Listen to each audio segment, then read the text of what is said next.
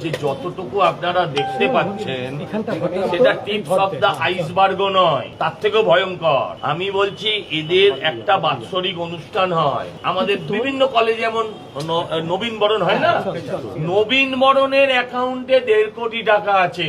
কলেজগুলো থেকে কোটি কোটি টাকা প্রতি বছর এরা লুট করেছে। এই টাকাটা ভুলে গেছে। এই টাকাটা দিয়ে দিলে আপনি সবকিছু ছেড়ে দিতেন হয়তো, বাকি জীবনটা কেটে যেত আপনার। আর ওরা এই টাকাটা ভুলে গেছে।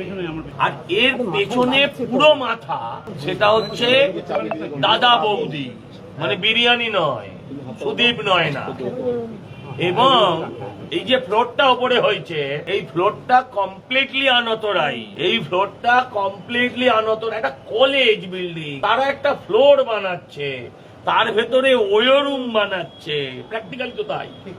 তো এই তাতে তোয়ালে পাওয়া যাচ্ছে, বালিশ পাওয়া যাচ্ছে, মানে হাত মুছে বেরিয়ে যাওয়ার সব ব্যবস্থা আছে।